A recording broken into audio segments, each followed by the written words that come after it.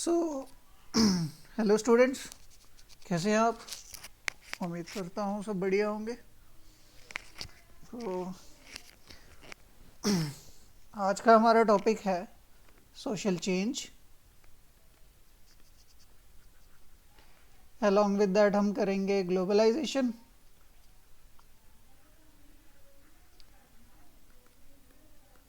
Modernisation और industrialisation. Clear? तो आज का टॉपिक स्टार्ट करने से पहले मैं पूछना चाहता था कि क्या हुआ, भूत खत्म हो गया पढ़ने का? वीडियो पे देख रहा था मैं, व्यूज़ कम है, मतलब बच्चे दोबारा वीडियो तक पहुँचे नहीं है।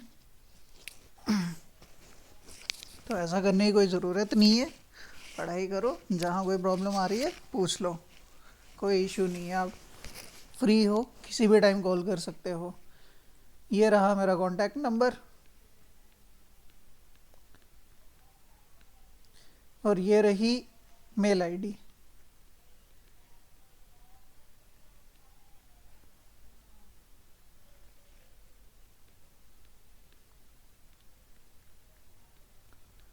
आप किसी भी टाइम कोई भी डाउट पुटअप कर देना, सॉल्व कर देंगे। यह नंबर व्हाट्सएप पे भी है और टेलीग्राम पे भी है, ठीक है? तो चलिए आज का टॉपिक स्टार्ट करते हैं। आज का टॉपिक है हमारा, पहला टॉपिक हम जो कवर करेंगे वो है हमारा सोशल चेंज।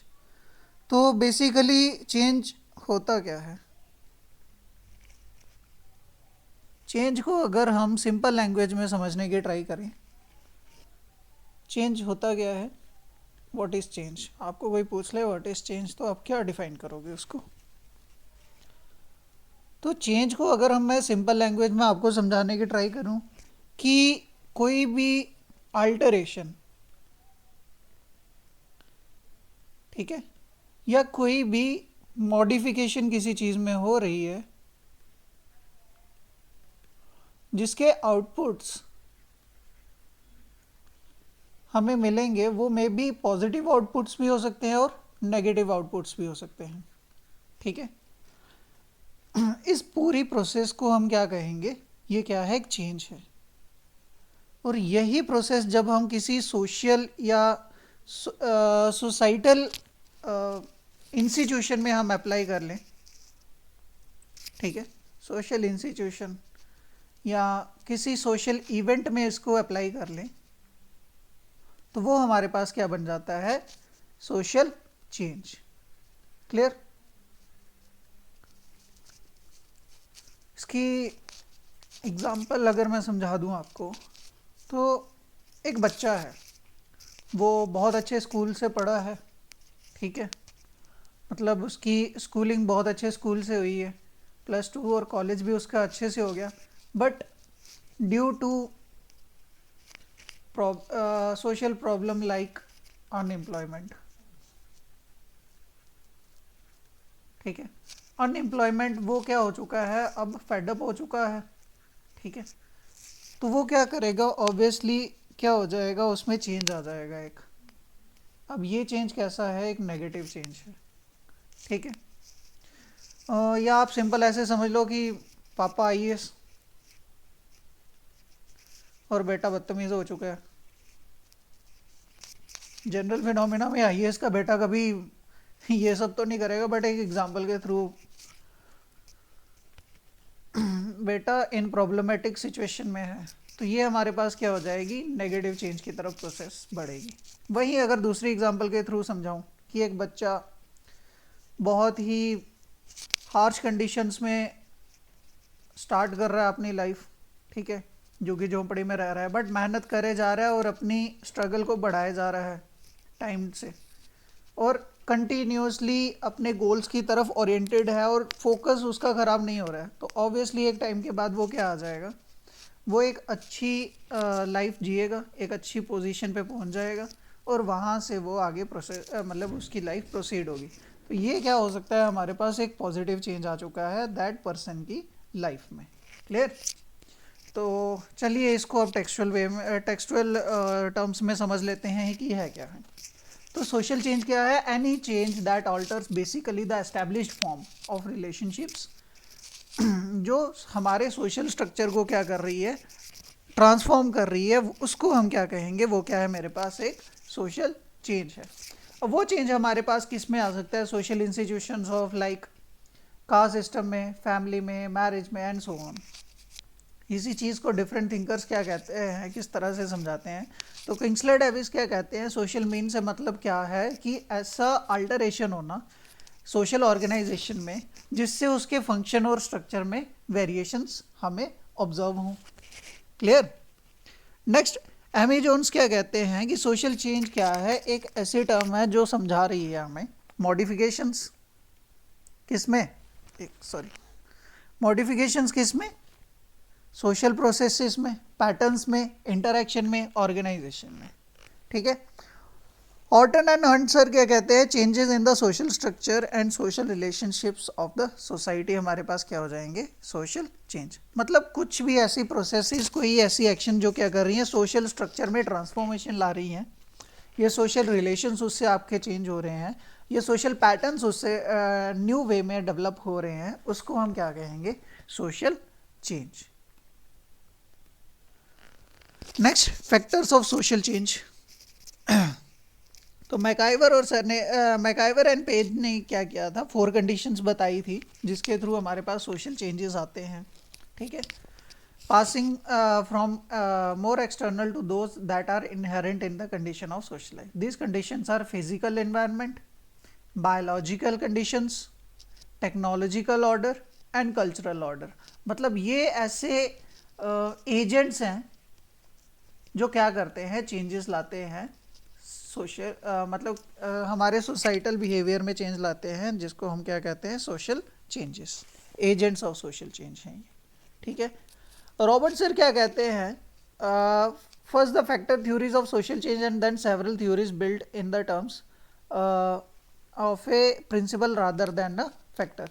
ये क्या कहते हैं कि पहले एक छोटा सा चेंज आएगा, उसको देखते देखते बाकी न्यू चेंजेस आना शुरू हो जाएंगे और ये सीरीज ऑफ चेंजेस बन जाएगी। ठीक है? यही लिखा है, several theories built in terms of a principle rather than a factor. Clear? अब ये चेंजेस हमारे पास किस थ्रू आ जाते हैं? Geographical, biological, demographic, political, military, great man, ये सब अब हम आगे समझते हैं कि किस तरह से हैं। अब जोग्राफिकल फैक्टर्स क्या होंगे? एक एरिया की सोसाइटी किस तरह से रह रही है, उसमें किस तरह से चेंजेस आते हैं, मैं आपको यहाँ समझा देता हूँ। ठीक है? तो बात करते हैं इंडस वैली के थ्रू, आपको समझाने की ट्राई करता हूँ सोसाइटी में हिस्ट्री का टच थ्रू ज्योग्राफी। हो जाएगा interesting subject, don't worry. Sociology में हिस्ट्री का topic by means of geography. तो आपने देखा था जब इंडस वैली सिविलाइजेशन का क्या हो रहा था, डिक्लाइन हो रहा था। अब डिक्लाइन होने के पीछे एक रीज़न क्या बताया जाता है कि लोग वहाँ से माइग्रेट कर गए थे। अब माइग्रेशन क्यों हुई थी, उसके पीछे क्या था? चाहे एक ऐसा इवेंट, एक ऐसा इंसिडेंट बताया जाता था कि वहाँ पर बहुत फ्लड्स आ चुके थे। अब बहुत ज़्यादा फ्लड्स आना क्या है? जोग्राफिकल रीज़न है सॉरी। एक रीज़न और भी बताया जाता है कि ड्रॉट्स हो गए थे, जिससे मतलब जो सन का फोकस था वो बहुत ज़्यादा होने लगा और वहाँ पर लोग अपना सर्वाइवल नहीं कर पा रहे थे, इसलिए माइग्रेट कर गए थे। अब ड्रॉट भी क्या है? जोग्राफिकल रीज़न है। ठीक है? इस तरह से डिफरेंट रीज़न है जिनकी वजह से क्या हो जाती है, हमारे पास सोसाइटी वहाँ पर चेंजेस लाना शुरू कर देती है। ठीक है? चेंजेस क्या है? दैट इज़ सिंपली माइग्रेशन भी हो सकती है। माइग्रेशन क्या है? मतलब एक सोसाइटी जो एस्टैब्लिश्ड थी, अब वो क्या होने पे आ गई है? एक्सटिंक्ट होने पे आ चुकी है। क्योंकि जो उसके एजेंट्स हैं, दैट इज़ जो उसके मेंबर्स हैं, वो वहाँ से एब्सेंट होना शुरू हो चुके हैं। तो अगर सोसाइटी में डिक्लाइन होता जाएगा, दैट मीन्स जो यहाँ पर सोसाइटी है वहाँ पर नेगेटिव सोशल चेंज हमें देखने को मिल जाएगा। क्लियर हुआ अब टॉपिक? ये एक और एग्जांपल, एक कॉमन जनरल एग्जांपल के थ्रू समझा दूं मैं कि एक विलेज है, ठीक है, जहाँ पर क्या हो रहा है, कंटिन्यूस ड्रॉट चले जा रहा है, और ड्रॉट की वजह से क्या हो रहा है, कोई भी मतलब कल्टीवेशन नहीं हो पा रही है, कोई भी क्रॉप ग्रो नहीं हो पा रही है। तो एक टाइम क्या आ जाएगा, ये फार्मर की अगर कोई फैमिली होगी तो इसको क्या, ये कहीं ना कहीं डेथ की तरफ जा रही है, तो इसको माइग्रेट करना पड़ेगा। ठीक है, अब ये माइग्रेट करके क्या करेगा, अर्बन एरियाज की तरफ ही आएगा। अब जब अर्बन एरियाज की तरफ ये आ रहा है, जो सोशल चेंज यहाँ पर आएगा, मतलब जो सोशोलॉजिकल फीचर्स में चेंज आएगा कहाँ पर, इन अर्बन एरियाज में, वो हमारे पास क्या कर देगा, सोशल चेंज ला देगा इन अर्बन सोसाइटी में भी। और इसकी माइग्रेशन से जो चेंज आएगा वो चेंज हमें कहाँ मिल सकता है, रूरल सोसाइटी या जो भी उसका विलेज होगा वहाँ की सोशोलॉजी में भी चेंज मिल जाएगा। क्लियर हुआ? चलिए नेक्स्ट टॉपिक समझा देता हूँ। नेक्स्ट है हमारे पास, या इसको मैं रीड करवा दूँ, कि geographical factors such as temperature, sunshine, rainfall, humidity, prevailing winds and so on, ये क्या करेंगे, हमारे पास एजेंट्स बनते हैं for social change. Biological factors क्या होंगे, तो बायोलॉजिकल फैक्टर्स क्या हमारे पास कैसी इंपॉर्टेंस रखते हैं। बायोलॉजिकल और racial difference explain the superiority of nation changes occur that in them, in short one that no present evidence can support. Simple से एग्जांपल के थ्रू कवर करता हूँ इस चीज़ को। जैसे एक सोसाइटी है, ठीक है, एग्जांपल दे देता हूँ मैं यूएसए की, ठीक है। यूएसए की सोसाइटी को अगर मैं लेके चलूँ तो वहाँ पर दो तरह की जो रेशियल डिफरेंसेस है, वाइट्स और ब्लैक्स का है, ठीक है। अब यहाँ पर क्या हो जाएगा, on the basis of colour क्या हो जाएगी, सुपीरियरिटी जो हो जाएगी किसकी, वाइट्स की, ठीक है, और इन्फीरियरिटी किसकी आ जाएगी, ब्लैक्स की। तो इस तरह से हमारे पास क्या आ जाएंगे, डिफरेंसेस आएंगे, ठीक है। अब जो इन्फीरियर फील कर रहे हैं वो क्या करेंगे, स्ट्रगल करेंगे, ठीक है, फॉर देयर राइट्स, और ये इन्हीं राइट्स के थ्रू क्या ला देंगे, सोसाइटी में एक चेंज ला देंगे, और उसी चेंज को हम क्या कह देंगे, सोशल चेंज। समझ आया? आई होप ये मुझे लग रहा है कि आपको एग्जांपल्स के थ्रू समझ आ चुका होगा। या इंडियन सोसाइटी का समझा दूं मैं आपको। इंडियन सोसाइटी में क्या है, कास्ट सिस्टम है, ठीक है। तो इंडियन सोसाइटी में कोई लोअर कास्ट से है, यहाँ कोई ट्राइबल एरिया से है, ठीक है। तो वो बच्चा जिसको ना मतलब नॉर्मल लाइफ जीने का कोई, मतलब उसको नॉर्मल लाइफ में जीने ही नहीं दिया जा रहा है, मतलब उसको स्कूल नहीं जाने दिया जा रहा है प्रॉपर, ना उसको कपड़े पहनने दिए जा रहे हैं, ना उसको खाना मिल रहा है, ठीक है। ये सब चीज़ें जब उसको नहीं मिल पा रही हैं, फिर भी वो मेहनत करे जा रहा है और अपने टारगेट्स को फुलफ़िल कर रहा है और एक ऑफिसर बन रहा है, ठीक है। अब वो अकेला खुद का ऑफिसर नहीं होगा, वो अपने साथ साथ जो भी जिस भी एरिया का वो मेंबर होगा, वो पूरे एरिया उससे इंस्पायर होगा, ठीक है, वो भी मेहनत करेगा। तो ये क्या कर देगा, अपनी सोशल लाइफ में एक चेंज ला देगा, ठीक है। कि जो बच्चा अगर नहीं एजुकेशन मिलती तो कहीं डेकॉइट बनता, कहीं थीफ बनता, कहीं स्मगलर बनता, बट उसी बच्चे ने क्या किया, मेहनत करके खुद को ऑफिसर बना लिया। तो ये क्या है, उसका सोशल चेंज आ चुका है। अब जो भी कम्युनिटी, जो भी सोसाइटी, जो भी ट्राइब उससे रिलेटेड होगा, वो खुद को क्या करेगा, ग्रूम करेगा और नेगेटिव एलिमेंट से दूर होता जाएगा। क्लियर? मतलब वो सोसाइटी में ही, उस पूरी सोसाइटी में ही क्या आ चुका है अब, सोशल चेंज। क्लियर? चलिए जी नेक्स्ट देखते हैं। अच्छा ये हो गए हैं। नेक्स्ट डेमोग्राफिक फैक्टर्स, मतलब एक एरिया में क्या है, जैसे पॉपुलेशन का एक मैं वो ले लूँ, एजेंट ले लूँ पॉपुलेशन को, तो इस वजह से क्या होगी, उस एरिया की क्या होगी, चेंजेस आएंगे इन सोसाइटी या उनको हम बोल सकते हैं सोशल चेंज। कैसे? जैसे पॉपुलेशन बढ़ती जाएगी तो क्या होगा, distribution of resources, ethnic composition, sex ratio, differential morality, morbidity, ये सब हमारे पास क्या हो जाएंगी, वेरिएशन होते जाएंगे। ठीक है। और इसी वजह से क्या होगा, जब सोसाइटी हमारे पास दो कैटेगरीज में डिवाइडेड है, रूरल और अर्बन में, तो इस वजह से क्या होगा, जो रिसोर्सेज रूरल जो रिसोर्सेज इजीली एसेसिबल होंगे टू अर्बन्स, वो इतने इजीली एसेसिबल नहीं होंगे किसको, रूरल्स को। तो इस वजह से हमारे पास क्या हो जाएंगे, जो डिफरेंसेस होंगे वो हमारे पास एक गैप भी, यहाँ जो यहाँ पर डिफरेंस रह जाएगा वो भी हमारे पास क्या है, एक सोशल चेंज है। ठीक है।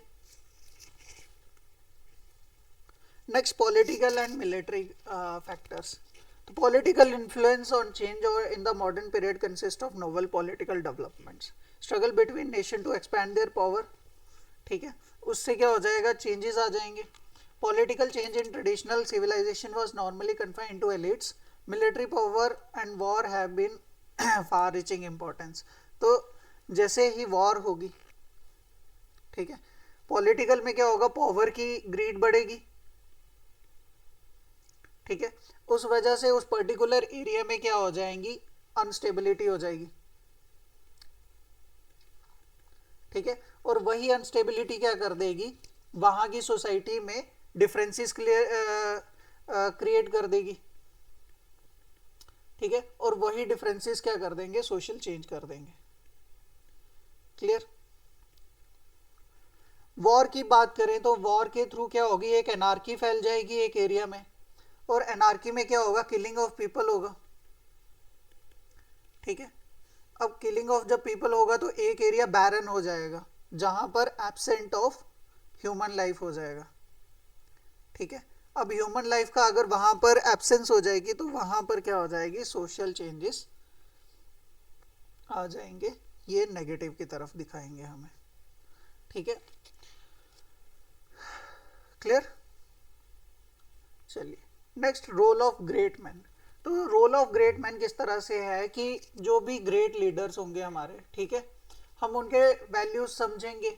जैसे कोई रिलीजियस गुरु होते हैं या जो हमें समझाते हैं, ठीक है, कोई इंपॉर्टेंट लीडर्स होंगे, जैसे हमारे आजकल प्रेजेंट में चल रहे हैं हमारे प्रधानमंत्री जी।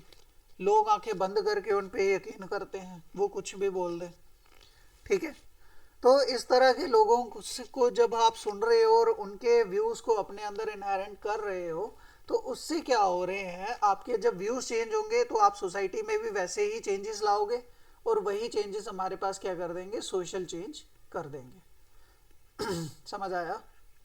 Next, economic factors. Economic factors पे तो एक बंदे का हमेशा ज़िंदगी भर बहुत काम रहेगा, ये हैं हमारे सुपर हीरो।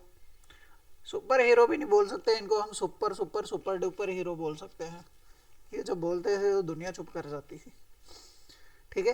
तो इकोनॉमिक फैक्टर्स उन्होंने बताया था कि जैसे ही हमारे पास इकोनॉमी पे ग्रिप आ जाती है, इकोनॉमी पे ग्रिप आएगी, आपकी हर चीज़ पे ग्रिप आ चुकी है। अब आप पावर पे भी कंट्रोल ले रहे हो, ठीक है, आप पॉलिटिक्स पे भी कंट्रोल ले रहे हो, और मैनी सो ऑन। ठीक है। और जब आपके पास ये सबसे बड़ी ग्रिप आ चुकी है, आप कोई भी चेंज ला सकते हो सोसाइटी में। ठीक है। और एक चेंज क्या कर देगा, अल्टीमेटली सोशल चेंज ला ही देगा। ठीक है। Economic factors have an independent and universal effect in all the instances of social and cultural changes. मतलब आपके लिए इतनी सी लाइन ही बहुत है समझने के लिए। ठीक है। चलिए जी, आगे चलते हैं। Ideological factor. तो जैसे आप लीडर्स की बात सुनोगे या जैसी आप लर्निंग करोगे, वैसी आपकी आइडियोलॉजी बनेगी। ठीक है। और उसी आइडियोलॉजी पे आप वर्क करोगे, और उसी वर्किंग के अकॉर्डिंग आपके चेंजेस दिखेंगे, चेंजेस दिखेंगे आपके बिहेवियर में, और वही बिहेवियर आपके सोशल चेंजेस कर देगा। समझ आया। Next, cultural factors. तो कल्चरल वैल्यूज जो भी आप सीखोगे वही आप चेंजेस लाओगे। जैसे आप वैल्यूज इनहेरेंट करोगे, बिलीफ आइडियाज सीखोगे, वही आप अप्लाई करोगे, और उनमें जो भी आप चेंज लाओगे तो उस वजह से हमारे पास क्या आ जाएंगे, सोशल चेंजेस। तो कल्चरल चेंजेस के लिए हमारे पास दो मेजर एजेंट्स हैं, cultural change bye discovery and invention, और दूसरा है bye diffusion and borrowing. Discovery and invention मतलब जो अभी आप कल्चरल प्रैक्टिस कर रहे थे उसके कोई और एविडेंस मिले हैं, मतलब पुराने टाइम पे आप इस तरह से कर रहे थे, तो आप ट्राई करोगे पुराने टाइम के अकॉर्डिंग ही उसको परफॉर्म करोगे।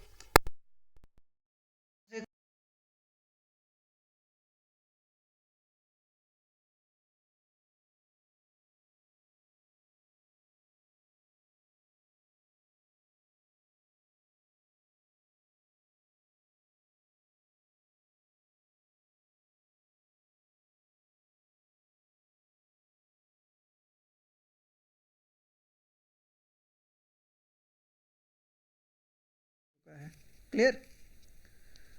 नेक्स्ट थ्योरीज हैं सोशल चेंजेस की। ये पहली है एवोल्यूशनरी थ्योरी। तो एवोल्यूशनरी थ्योरी में है, ये चार्ल्स डार्विन की।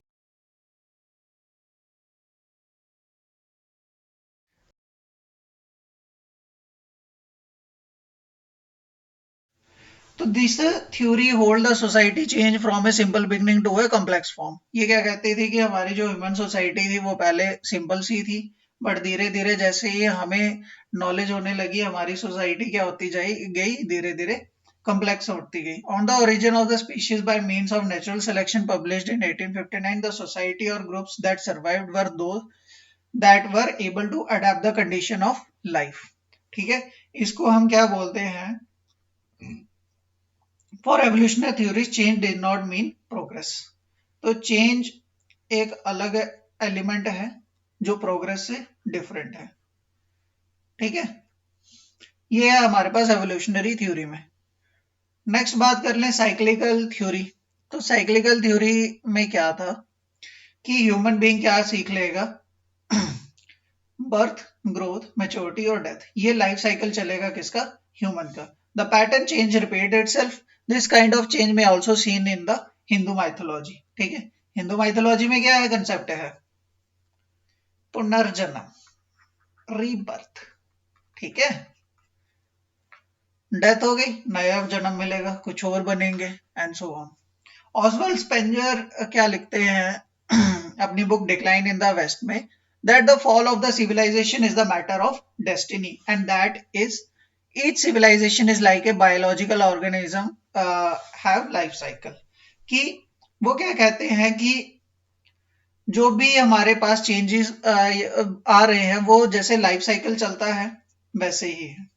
ठीक है, और इस चीज को इन्होंने डेस्टिनी से जोड़ दिया है। Arnold Toynbee held the belief that society advanced or declined according to response to challenges। ये टर्म थोड़ी सही है कि जैसी प्रॉब्लम है आप उसका वैसा सॉल्यूशन ला पा रहे हो तो आप उसमें सरवाइव कर जाओगे, बट अगर आप उसके अकॉर्डिंग खुद को चेंजेस नहीं कर पाए हो तो आपका थोड़ा सा सर्वाइवल मुश्किल हो जाएगा। ठीक है, सिंपल सी एग्जांपल देता हूं मैं आपको। जैसे अभी 2-3 साल पहले क्या हुआ, एक पैनिक सिचुएशन बनी थी, दैट इज एक वायरस फैला हुआ था, कौन सा, कोविड।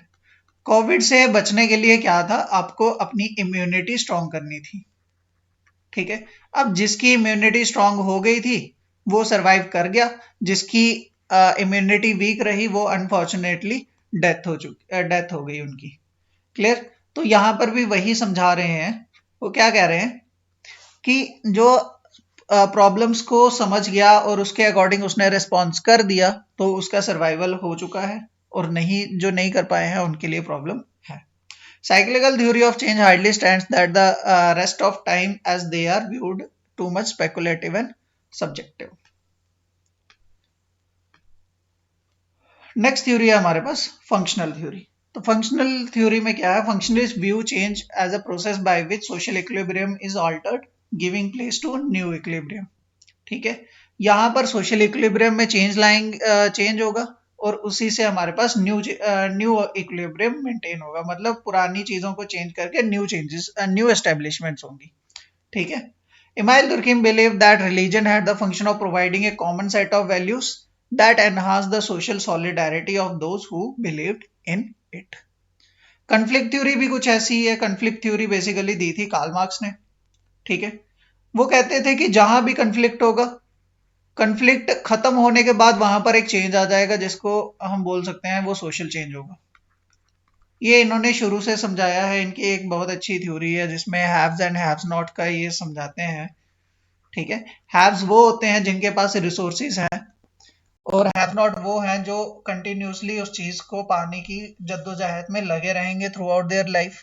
ठीक है, he views that social change is determined by economic factors, that material condition of life determine social change, and that change from one stage to another is due to change in economic factors again, such as the method of production and distribution. Clear? कि उन्होंने ये कहा कि आपके social change किस पे होंगे, economic factors पे, और उसी इकोनॉमी से जो चेंजेस आने वाले हैं वो कैसे आएंगे, आपके पास इकोनॉमी और आएगी, उस वजह से आप जो चेंजेस लाओगे सोसाइटी में, जो चेंजेस न्यू आ रहे हैं वो फिर से किसकी वजह से हो रहे होंगे, वो इकोनॉमी की वजह से हो रहे होंगे। क्लियर? तो ये कुछ थ्योरीज हैं, इसके अकॉर्डिंग आपको कोई नहीं पूछेगा कॉन्फ्लिक्ट थ्योरी एक्सप्लेन करो या फंक्शनल थ्योरी एक्सप्लेन करो। सिंपली आपको क्या रहना चाहिए, एक आइडिया रहना चाहिए कि कॉन्फ्लिक्ट थ्योरी क्या कह रही थी, फंक्शनलिस्ट थ्योरी क्या कह रही थी, एंड सो ऑन। ठीक है, तो कल को आपको डेफिनेशन से ही कोई पूछ ले कि क्या थी ये थ्योरी तो आप इनको एक्सप्लेन कर पाओ। ठीक है, नेक्स्ट टॉपिक है हमारा ग्लोबलाइजेशन का। तो ग्लोबलाइजेशन को अगर मैं सिंपल टर्म्स में समझाऊं कि ग्लोबलाइजेशन में क्या करना है कि जितनी भी कंट्रीज हैं हमारी ग्लोब की, ठीक है, उनको यूनिफाइड होना है। ठीक है, और ग्लोब को क्या बना देना है, globe should be treated as a single village.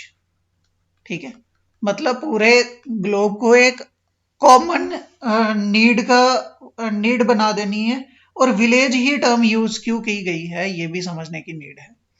Village इसीलिए बोला गया था क्योंकि विलेज में लोग यूनिफाइड होकर रहते हैं।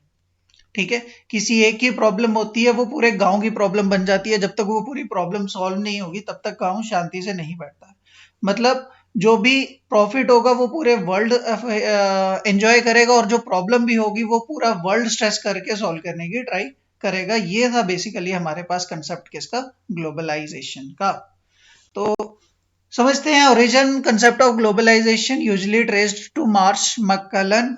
ठीक है, who first introduce the idea जिसको हम क्या बोलते हैं, ग्लोबल विलेज। ठीक है, a notion that implied a sort of compression of the world and intensification of consciousness। ठीक है, तो जिसको एक नई टर्म के थ्रू हमने समझा था, that is your global village. तो ये भी स्लाइड थोड़ी कम है। तो globalization refers to the multi dimensional socio economic political process by which the people of the world come together on a single platform. ठीक है, तो इस तरह से हमारे पास ग्लोबलाइजेशन का वो है। नेक्स्ट, ग्लोबलाइजेशन का हिस्टोरिकल पर्सपेक्टिव पढ़ लेते हैं कि पहले क्या था। सबसे पहले ग्लोबलाइजेशन के लिए जो बेसिक्स बने वो कहाँ से शुरू हुए।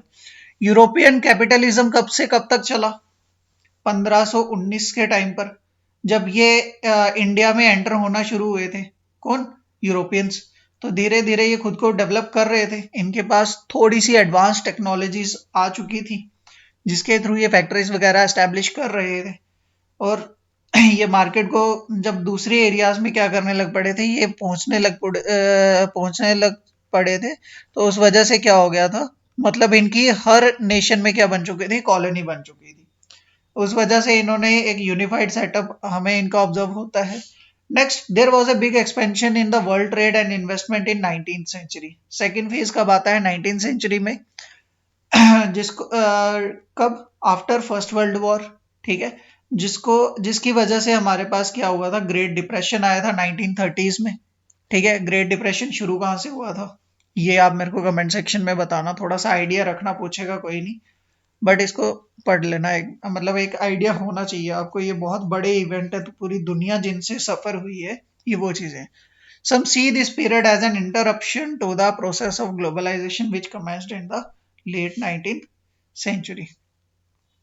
थर्ड स्टेप में क्या था, a sense that world is united by was generated by the establishment of international dateline and world time zones। ठीक है, जिसको अडॉप्शन कहाँ से की थी, जॉर्जियन कैलेंडर 1875 से 1925 में During this period, international standards were also agreed for telegraphy and signaling. मतलब अब टेलीग्राफ और सिग्नल के थ्रू पूरी दुनिया कनेक्ट हो रही है, तो ये भी एक फेज है किसका, ग्लोबलाइजेशन का। ठीक है। Next, end of second world war brought another great expansion of capitalism with the development of multinational companies. MNCs develop होने लगी, हम रेलवेज और एयरवेज के थ्रू कनेक्ट होने लग पड़े। तो एक नेक्स्ट फेज मिल चुका था जहां पर हम फिर से ग्लोबल कनेक्टिविटी डेवलप हो रही थी, जिसको एक फेज और माना गया, that is globalization. The fall of Berlin Wall and collapse of Soviet Union ended the Cold War between forces of capitalism and socialism with the triumph of capitalism, the development of internet. इस वजह से यहाँ पर क्या आ चुका था, अब internet आया। तो इस वजह से भी हम क्या हुए, ग्लोबली कनेक्ट हुए, और हमारे पास क्या हुआ, एक नया फेज मिला ग्लोबलाइजेशन का। ठीक है, क्लियर। तो ग्लोबलाइजेशन का इंडिया के वे में हमारे पास क्या था। ठीक है, तो इसका बैकग्राउंड थोड़ा समझा देता हूँ, इंडिया ग्लोबलाइजेशन में किस तरह से हो। तो इनिशियली जब 1947 में हम आज़ाद होते हैं, तो हम सब कुछ कंट्रोल करके चलेंगे, हम सोशलिस्ट कंट्री थे फिलहाल उस टाइम तक। ठीक है, तो टिल 1991 हमारे पास बहुत ज़्यादा डेप्ट हो चुका था, मतलब हमारे पास क्या हो गया था, बहुत ज़्यादा खर्चा हो चुका था, एक तरह से हमें इंटरेस्ट देना था जहां जहां से हमने पैसा उधार लिया था। क्लियर है। तो इस चीज को एनालाइज किया था उस टाइम के फाइनेंस मिनिस्टर ने, डॉक्टर मनमोहन सिंह ने। ठीक है, उन्होंने इस चीज को समझा था, और उनके पास उस टाइम इस चीज को एस्टेब्लिश करने के लिए इतनी पावर आ चुकी थी कि प्रधानमंत्री सर ने बोल दिया था कि आपको जो करना है कर लो, लेकिन इस देश को इस संकट से बचा लो। तो डॉक्टर मनमोहन सिंह ने एक गैस लाई थी इंडिया में, एलपीजी। ठीक है, बेसिकली ये गैस नहीं थी, मजाक कर रहा हूँ, ये एक कंसेप्ट था। ठीक है, कोई इकोनॉमी का बैकग्राउंड रखता होगा तो उसको पता होगा। ये थी एक नया कंसेप्ट था, that is liberalization, privatisation,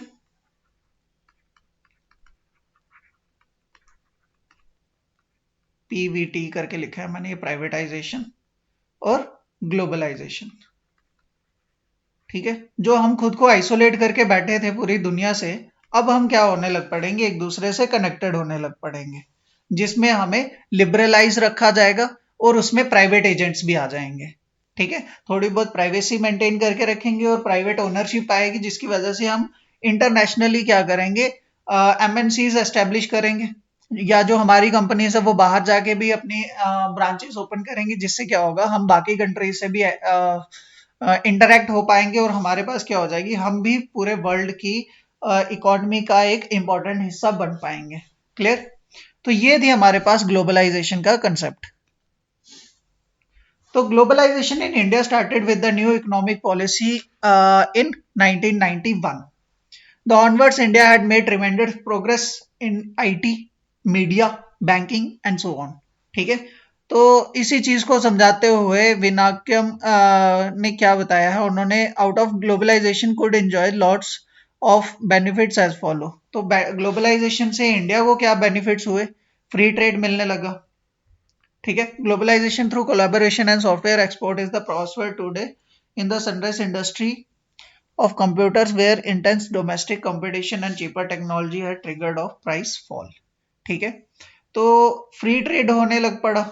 free trade in the sense कि मतलब जब आप किसी कंट्री में अपने प्रोडक्ट्स को बेचते हो तो वहां पर एक टैक्स देना पड़ता है, तो कुछ कंट्रीज में वो टैक्स हमें मतलब कम लगता है, डिफरेंट कंट्रीज वो अपनी पॉलिसीज के अकॉर्डिंग वो मेंटेन करते हैं। इंटरनेशनल कॉम्पिटिटिवनेस आएगी, अब जब एक ही जगह पे सभी कंट्रीज मिलेंगी तो ऑब्वियसली किसका प्रोडक्ट ज्यादा वैल्यू रखेगा, वो डिफाइन करेगी उसकी क्वालिटी पे। अब क्वालिटी मेंटेन करने के लिए क्या हो जाएगा, कंपटीशन आ जाएगा, और कंपटीशन जैसे जैसे बढ़ता जाएगा तो हमारे पास क्या आ जाएगी, क्वालिटी आती जाएगी। ठीक है, तो इस वजह से हमारे पास ये कंपटीशन क्या कर देगा, the cutting edge of international competitiveness in world trade off manufacturing. ठीक है, एंड लो लेबर कॉस्ट क्या हो जाएगा, हमारे पास कम्पिटेटिवनेस लाएगा, countries ability to create new products and processes, world wide market हमारे पास एस्टेब्लिश हो जाएगी। Selection of industries, selection of industries क्या होगी, जिस चीज की हमारे पास डिमांड बढ़ती जाएगी हम उसी चीज की इंडस्ट्री को एस्टेब्लिश करेंगे। हाँ जी, ठीक है, like jewellery, leather, software, fine, ये सब रहेंगे हमारे पास for production. Globalization as a phenomenon involves access to two different entities, finance capital through MNCs, and new technologies such as computer and telecommunication. तो ये है हमारे पास ग्लोबलाइजेशन। अब हम समझ लेते हैं इंडस्ट्रियलाइजेशन। ये रहा आपका टॉपिक इंडस्ट्रियलाइजेशन। इंडस्ट्रियलाइजेशन का भी मैं आपको बेसिक्स क्लियर कर दूं तो इंडस्ट्रियलाइजेशन में भी क्या होगा कि जब आप चेंज कर रहे हो, changes from traditional method, traditional methods to new better, efficient and laborless methods, वो हमारे पास क्या कर देगी, इंडस्ट्रियलाइजेशन कर देगी। ठीक है, क्योंकि हम नए फीचर्स, ऐसी नई मशीनरी ऐसी डेवलप करेंगे जहां पर आपका क्या हो रहा है, एफिशिएंसी बढ़ रही है और लेबर कम लग रही है। ठीक है, जिससे आपका प्रॉफिट ज्यादा हो रहा है, तो इस चीज को हम क्या कहते हैं, इंडस्ट्रियलाइजेशन। ठीक है, तो चलिए स्टार्ट करते हैं। इंडस्ट्रियलाइजेशन क्या है, process of social and economic change whereby society transform from pre-industrial into an industrial one. Industrialization connotes a shift from an agrarian economy leading to the rise of manufacturing industries. ठीक है, European countries which laid down the foundation of industrialization. तो इस चीज को MS गोर क्या कहते हैं, इंडस्ट्रियलाइजेशन क्या है, प्रोसेस है जहां पर प्रोडक्शन ऑफ गुड्स क्या होती है, with the use of hand tools are replaced by the production with the use of power driven machines. थोड़ा सा यहाँ पर एक सेकेंड, यहाँ पर ये गैप है बीच में। ठीक है, ऑक्सफोर्ड डिक्शनरी ऑफ सोशियोलॉजी से हम समझे तो term industrialism and industrialization denotes the transition in the method of production which creates a vast increase in the wealth creating capacity of modern societies as compared to traditional system. Clear? चलिए जी, next characteristic क्या होंगे, large scale mechanization and automation होगी, foundation of factory system हो जाएगा, employment हो जाएगा इससे। ठीक है, साइंटिफिक मेथड्स हमारे पास न्यू डेवलप होते जाएंगे for purpose of improving productivity and quality, leads to the division of labour and specialization, increase, इस पॉइंट यहाँ भी पॉइंट बना ही लो आप, increase the geographical and social mobility of laborers, involves better utilization of idle natural resources for new products. Clear? चलिए जी, next causes of industrialisation. Causes क्या होंगे, जब प्रोडक्शन बढ़ जाएगी, जब डिमांड बढ़ेगी। लार्ज स्केल प्रोडक्शन क्या होगी, modern factories carry large scale production, क्यों, डिमांड ज्यादा है, टू मीट द डिमांड। ठीक है, mechanization development in the field of science and technology ने क्या कर दिया है, न्यू मैकेनाइजेशन लाया है जिसकी वजह से हमारी लेबर कम लगती है, एफिशिएंसी बढ़ जाती है, और ज्यादा एफिशिएंसी होने से प्रोडक्शन बढ़ जाएगी, और जब प्रोडक्शन बढ़ जाएगी तो हमारे पास प्रॉफिट भी ज्यादा आएगा। Clear? Next, impact of industrialization. ठीक है, इंडस्ट्रियलाइजेशन क्या कर देगा, आपके पास क्या ला देगा, फाइनेंस, पैसा भर भर के आ जाएगा, और जहां पैसा आ जाता है वहां पर सब कुछ खत्म हो जाता है, वहां कास्ट खत्म हो जाती है, वहां रिलीजन खत्म हो जाता है, वहां सब कुछ खत्म हो जाता है, एक ही चीज बोलती है फिर, वो जो गाना सुना है ना आपने बचपन से, पैसा बोलता है, पैसा बोलता हुआ कहीं नहीं दिखता है, बट इसकी बोली पे हर कोई नाचता जरूर है। Decline of superstitions. ठीक है, जैसे ही पैसा आया आपकी अंधभक्ति खत्म हो जाएगी, आपके जो भी वहम है वो भी खत्म हो जाएंगे। ठीक है। They must have realistic and scientific outlook. The process of industrialization helps to spread the and dissemination of science and practical knowledge. जैसे ही आपके सुपरस्टिशन खत्म हो जाएंगे वहां पर साइंस और प्रैक्टिकलिटी की वैल्यू बढ़ जाएगी। डेवलपमेंट ऑफ रिलीजियस टॉलरेंस, ठीक है। Attitude towards other religion is of contempt. As a consequence industrialization क्या कर देगी, आप में जो रिलीजियस टॉलरेंस होगी टू अदर वो भी बढ़ जाएगी। रीजन कि जब इकोनॉमी है, अगर आपको पता है नो मैटर दो पर्टिकुलर डिफरेंट रिलीजन के बंदे हैं, बट इसको पता है कि ये मुझे रॉ मटेरियल प्रोवाइड करेगा और इसको पता है ये मुझे पैसे प्रोवाइड करेगा, तो वहां पर रिलीजन कोई मैटर नहीं करेगा, दोनों के लिए क्या है मनी इंपॉर्टेंट हो जाएगा, वहां पर रिलीजियस टॉलरेंस बढ़ जाएगी, मतलब आप एक दूसरे के रिलीजन को भी एक्सेप्ट कर लोगे ऐसी सिचुएशन में। सेकुलरिज्म आ जाएगा, सेकुलर स्टेट बन जाएगी। क्या हो जाएगी, state subscribe to some other faith. Citizen professing faith different from that of the state did not enjoy full rights and privileges. ठीक है, तो यहाँ पर भी वही इकोनॉमी का ही कंसेप्ट आ जाएगा और सेकुलरिटी हमें वहां पर शो होना मतलब हमें विजिबल होगी।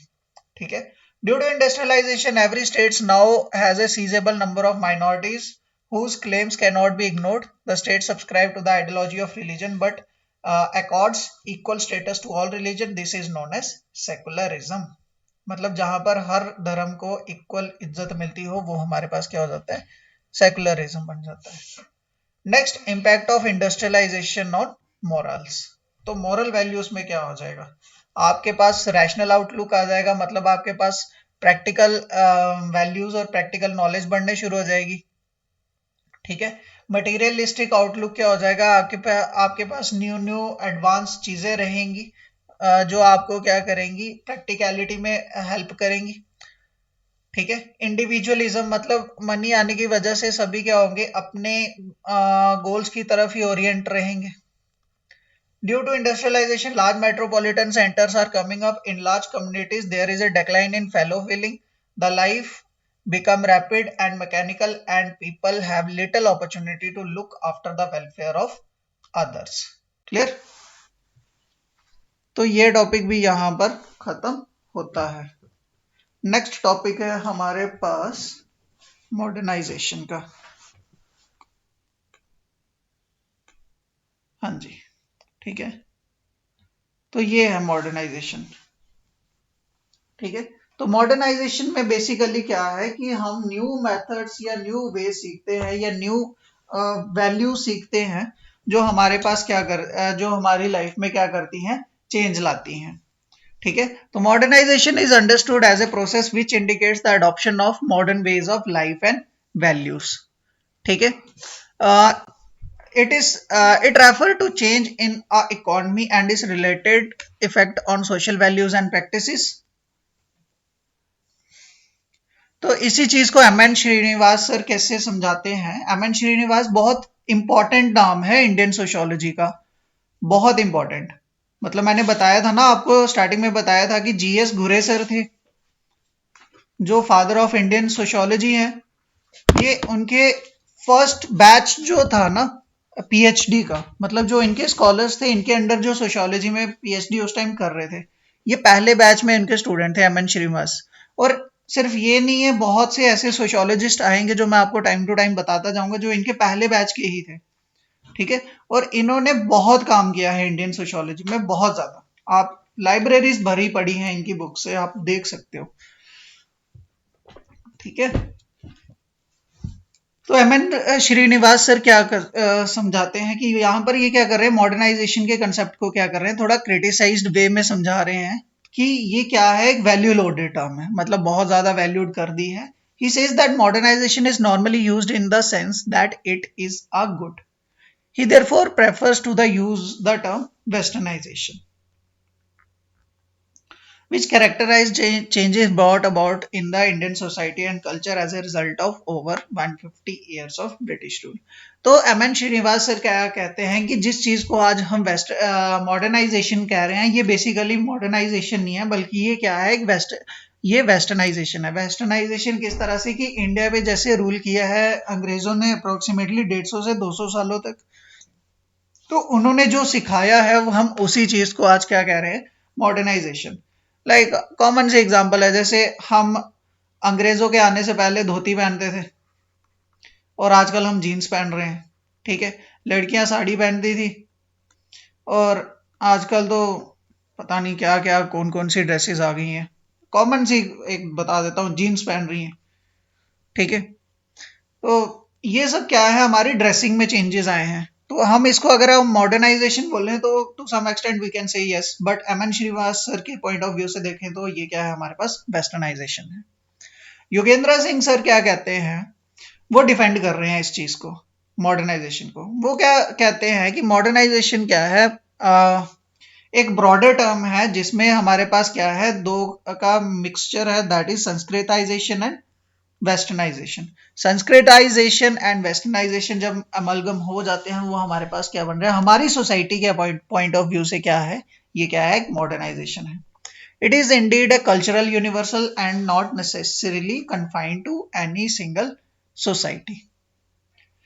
बाकी डेफिनेशन के थ्रू अगर यहाँ पर समझने की ट्राई करें तो मॉडर्नाइजेशन क्या है, डैनियल लर्नर सर क्या कहते हैं, मॉडर्नाइजेशन क्या है, is the current term of an old process of social change whereby less developed society acquire the characteristics common to more developed society। तो ये क्या कहते हैं कि मॉडर्नाइजेशन कुछ और नहीं है बट एक लॉन्ग रन है किसका, सोशल चेंज का, जो हमारे पास चलते आ रहा है और उसी को हम आगे बढ़ा रहे हैं, ठीक है। स्माइल सर क्या कहते हैं, मॉडर्नाइजेशन क्या है, complex set of changes that takes place almost in every part of society as it attempts to be industrialized. ठीक है, कि जैसे इंडस्ट्रियलाइज होने के लिए हमने जो चेंजेस लाए हैं, ये भी क्या है, एक सेट ऑफ चेंजेस ही है। तो इस तरह से ये पढ़ लेते हैं, ये योगेंद्र सिंह की जो डेफिनेशन है। तो modernization symbolizes a rational attitude towards issues and their evaluation but not from pluralistic point of view, ठीक है। फीचर्स क्या है मॉडर्नाइजेशन के, application of technology and mechanisation.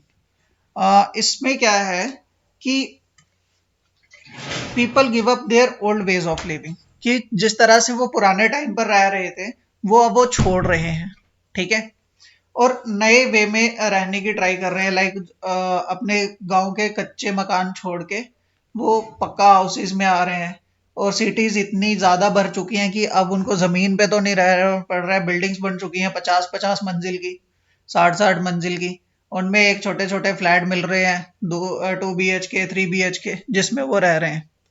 मतलब आप समझ सकते हो कि करोड़ों की जमीन छोड़ के लाखों के 2 कमरे लिए हुए हैं और वहां रह रहे हैं। ठीक है, अपना इंटरेस्ट है, हम किसी को कुछ नहीं बोल सकते, सोशियोलॉजी तो यही सिखाती है। नेक्स्ट पॉइंट है इंडस्ट्रियलाइजेशन का। तो मॉडर्नाइजेशन ने हमारे पास इंडस्ट्रियलाइजेशन कैसे लाई, कि मॉडर्नाइजेशन में हमारे पास क्या हुआ, न्यू डेवलप्ड चीजें हमारी डिमांड बनने लगी, और उसी डिमांड को फुलफिल करने के लिए क्या होने लगा, न्यू फैक्ट्रीज या न्यू इंडस्ट्रीज एस्टेब्लिश होने लगी, और उन्हीं इंडस्ट्रीज में हमारे पास न्यू प्रोडक्ट्स डेवलप हुए, और उन्हीं प्रोडक्ट्स को हम जब अपनी लाइफ में अडॉप्ट कर रहे हैं, हम उस चीज को मॉडर्नाइजेशन कह रहे हैं। क्लियर। नेक्स्ट, मतलब हम ये कह सकते हैं कि मॉडर्नाइजेशन से ही इंडस्ट्रियलाइजेशन भी हुआ है, अर्बनाइजेशन भी मॉडर्नाइजेशन की ही देन है। मॉडर्नाइजेशन मतलब हम नई चीजों को सीख रहे हैं, और उस वजह से क्या हुआ है, जो भी लेबर है वो माइग्रेट कर चुकी है from rural region to urban regions, ठीक है। और उसी चीज को एस्टेब्लिश करते करते हमारे पास क्या हो चुकी है, अब अर्बनाइजेशन हो चुकी है। अर्बनाइजेशन आई होप मैंने आपको समझाया हुआ है, नहीं समझाया हुआ है तो चलो एक बार फिर समझा देता हूँ। अर्बनाइजेशन क्या है, जैसे कोई ट्रेड सेंटर बन रहा है, ठीक है, तो यहाँ पर क्या होता था, डिफरेंट ट्रेडर्स आते थे, वो अपना ट्रेड करते थे और वापस चले जाते थे, ठीक है। धीरे धीरे क्या होने लगा, जब यहाँ पर ट्रेड बढ़ने लगा तो लोगों को लाइन में लग लग के ट्रेड करना पड़ता था। अब लाइन में लगने से अच्छा है, वो सोचते थे कि यहाँ पर एक सेंटर बन जाए, मतलब जहां पर हम स्टेबल हो जाएं, एक दिन के लिए रेजिडेंस बन जाए, ठीक है। अब ये रेजिडेंस का जो फीचर है, 1 बार का, 2 बार का, 3 बार का, सो ऑन टू, ये क्या कर देगा, एक परमानेंट स्टेबल सेटलमेंट कर देगा यहाँ पर, और वही permanent settlement in the long run क्या बन जाएगी, हाउस। यहाँ पर अब जब हाउस बन रहा है तो वहां पर सिर्फ रहने की जगह चीज नहीं रहेगी, वहां पर फूड की नीड होगी, शेल्टर हो चुका है, अलॉन्ग विद दैट क्लोथ की नीड होगी, क्लोथ के साथ साथ सैनिटेशन की भी नीड होगी। ठीक है, तो ये सब धीरे धीरे हमारे पास डिफरेंट फीचर्स क्या कर देंगे, एक एरिया में क्या कर देंगे, थिक पॉपुलेशन क्रिएट कर देंगे। मतलब पॉपुलेशन यहाँ बढ़ती जाएगी और पॉपुलेशन की वजह से ही क्या होगा, अर्बनाइजेशन हो जाएगा। और मतलब पॉपुलेशन और पॉपुलेशन की नीड्स को फुलफिल करते ही यहाँ करते करते यहाँ पर क्या हो जाएगा, अर्बनाइजेशन हो जाएगी। क्लियर है। अब अर्बन एरिया के लिए, अर्बन एरिया कौन सा अर्बन होता है, उसके लिए एक डिफरेंट क्राइटेरिया है, वो आपका टॉपिक नहीं है, वहां इतनी डिटेल में नहीं जाऊंगा मैं। ठीक है, अर्बनाइजेशन का समझ आया। When industrialization of a country takes place, the new centres of industries develop, consequently the people of villages, particularly laborers, migrate in larger number to new centers in the cities in the hope that they will return to the village after making enough money, but while their livelihood in the villages and agriculture cannot bear so much burden. ठीक है, next, rise in national and per capita income. इसको मिटा लो, per capita income. तो modernisation क्या कर रही है, industrialisation को प्रमोट कर रही है, मॉडर्नाइजेशन क्या कर रही है, अर्बनाइजेशन को प्रमोट कर रही है। अब ये इंडस्ट्री जब कुछ भी प्रॉफिट अर्न कर रही है तो उसका टैक्स दे रहे हैं गवर्नमेंट को। अर्बनाइजेशन में जितने भी लोग अपनी लाइवलीहुड रन करवा, लाइवलीहुड एंजॉय कर पा रहे हैं, वो कोई टैक्स दे रहे हैं गवर्नमेंट को। यही टैक्स क्या है जो गवर्नमेंट के पास कलेक्ट होता है, वो नेशन बिल्डिंग में यूज होता है। कहीं रोड बन रहे हैं, कहीं हॉस्पिटल्स बन रहे हैं, तो डिफरेंट डेवलपमेंट्स हो रही हैं। तो ये सब हमारे पास क्या कर देगा, नेशन ग्रोथ या नेशन डेवलपमेंट में हेल्प करेगा। और पर कैपिटा इनकम मतलब वो एक सिटी की होती है, जिस तरह से वहां पर एक्सपेंडिचर और जैसी वहां पर अर्निंग है, उसका एक रेशियो रहता है, उसको बैलेंस आउट करके हमारे पास पर कैपिटा इनकम आती है। तो in order to raise the national and per capita income, the old economy based agriculture has to be supplemented by industrial growth. Clear? Increase in literacy. अब literacy हमारे पास जैसे ही बढ़ेगी तो वो हमारे पास क्या कर देगी, मॉडर्नाइजेशन का ही एक फीचर, मतलब मॉडर्नाइजेशन का ही एक एजेंट बनेगी literacy. Prominent feature of modernization, that is all out efforts are made by the government and the society to wipe out illiteracy.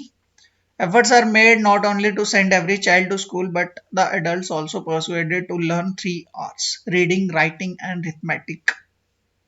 ठीक है, तो in order to advanced in medical research, technology, craft, so on.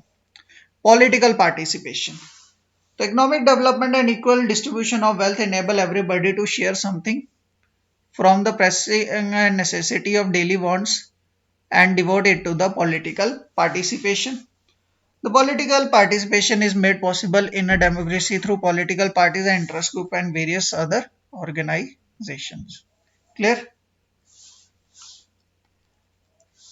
Next, development of mass media techniques. अब modernisation आएगी तो modernisation को expand करने के लिए या मॉडर्नाइजेशन के थ्रू इंडस्ट्रियलाइजेशन जो हुआ है तो उसमें नए नए प्रोडक्ट्स बन रहे हैं, तो उससे क्या होगा, मास मीडिया की ग्रोथ होगी। और मास मीडिया को आप तक पहुंचाने के लिए कौन एजेंट्स हो जाएंगे, उसमें टेलीकम्युनिकेशन दोनों आ जाए, टेलीकम्युनिकेशन होगा, ट्रांसपोर्टेशन होगा एंड सो ऑन होगा। Like development of newspapers, broadcasters, movies, road, rail, air services, electricity, TV, internet, ये सब क्या है, मॉडर्नाइजेशन के एजेंट्स बन चुके हैं।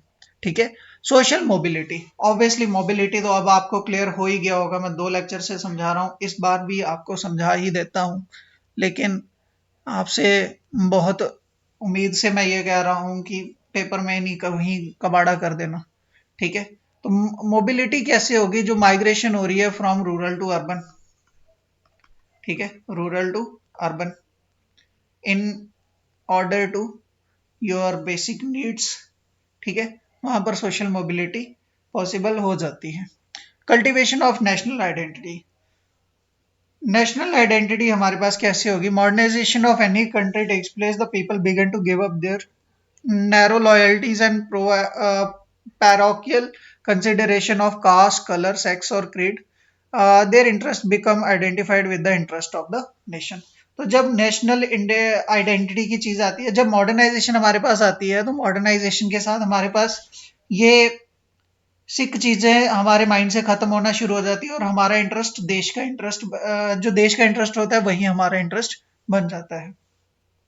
तो मॉडर्नाइजेशन से जो चेंजेस इंडिया में आए हैं वो समझ लेते हैं, ये इंपॉर्टेंट भी है।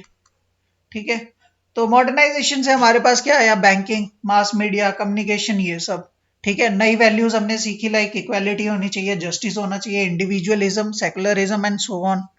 साइंटिफिक इनोवेशन को हमने एक्सेप्ट करना शुरू कर दिया है, स्टैंडर्ड ऑफ लिविंग हमारा बढ़ चुका है, लार्ज स्केल इंडस्ट्रीज एस्टेब्लिश हो रही हैं, रिस्ट्रक्चरिंग द पॉलिटिकल सिस्टम जैसे हमारे पास अब क्या है, डेमोक्रेसी है। ठीक है, हमारे पास न्यू सोशल इंस्टीट्यूशंस आ रहे हैं, मतलब जो कई प्रिमिटिव टाइम में अनअप्रूव्ड टाइप्स ऑफ मैरिजेस थी उनको भी आज एक्सेप्टेंस मिल रही है।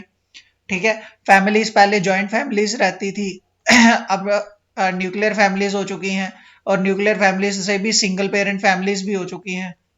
सिंगल पेरेंट फैमिली में क्या होता है कि पेरेंट्स जो कपल था वो डाइवोर्स्ड हो चुका है, या बाय एनी अदर रीजंस वो सेपरेट रह रहे हैं, और उनके साथ सिर्फ एक चाइल्ड होगा उनका, कोई भी एक।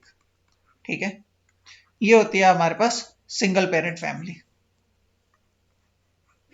ठीक है, और क्या चेंजेस आए हैं इंडिया में, मिडिल क्लास का इमरजेंस हो चुका है, ये थोड़ी सी मतलब परेशानी वाली चीज है इंडिया में, मिडिल क्लास जो आज तक डिसाइड ही नहीं कर पाया है कि हम अमीर हैं या गरीब हैं। ठीक है, कोई भी गवर्नमेंट पॉलिसी बनेगी तो सबसे पहले स्ट्रगल इन्हीं को करना पड़ेगा। Next, some eliminative changes like disappearance of cultural trade, behaviour pattern, values, ये सब भी आया। एबोलिशन ऑफ फ्यूडल पावर हो चुका है, क्यों, क्योंकि हमारे पास लिबर्टी आ चुकी है, और development of introduction of democracy हो चुका है। ठीक है, shifting of attitude from sacred to secular हो चुके हैं, adoption of new cultural trade हो चुके हैं, emergence of new forms because of synthesis of old and new elements। ठीक है, ये सब हमें मतलब इंडियन सोसाइटी को मिला है from modernization. Causes of modernization क्या हो जाएंगे, सोशल इनइक्वालिटी पहला रीजन रहा।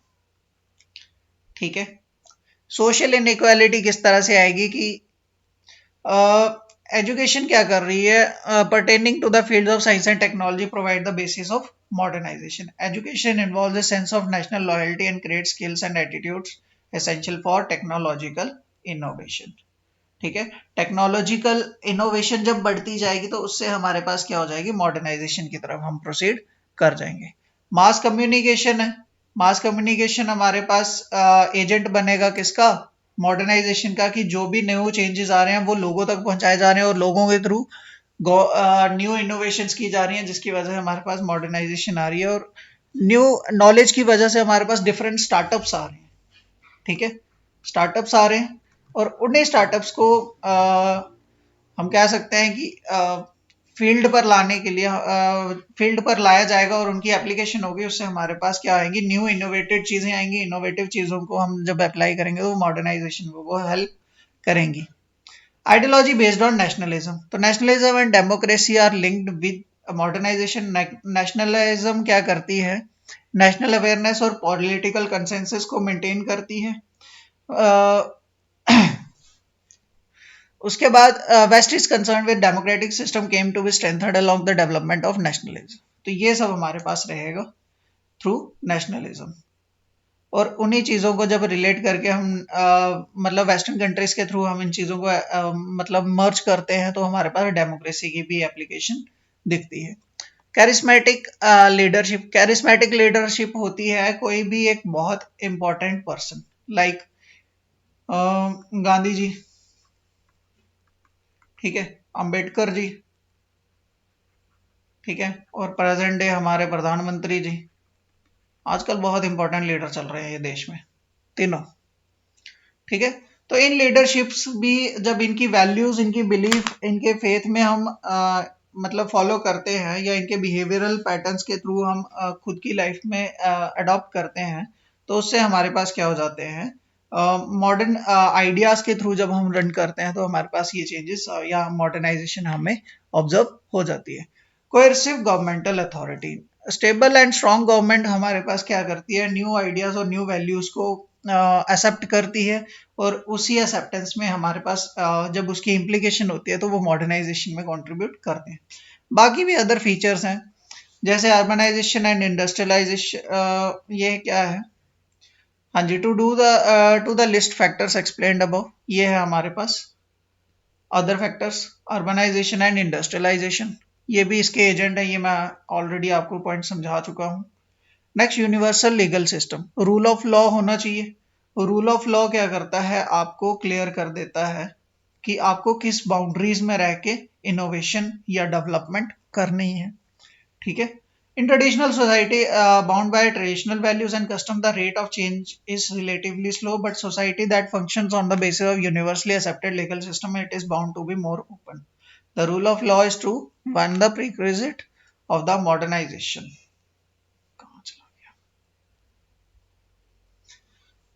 Clear? तो यहाँ पर ये टॉपिक भी हमारा कवर होता है, तो आज का हमारा लेक्चर यहाँ पर होता है एंड। मिलते हैं आपसे नेक्स्ट वीडियो में, ट्राई करेंगे आपका अब एमसीक्यू टेस्ट ले लिया जाए, ठीक है। तो होपफुली मिलते हैं कल ही। So thank you for joining guys.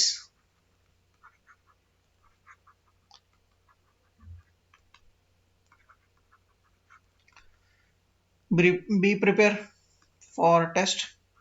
मिलते हैं नेक्स्ट क्लास में टेस्ट के साथ। Till then, goodbye, keep study and keep revising, जरूरी है। क्लियर? मिलते हैं फिर नेक्स्ट लेक्चर में। Till then, have a good time.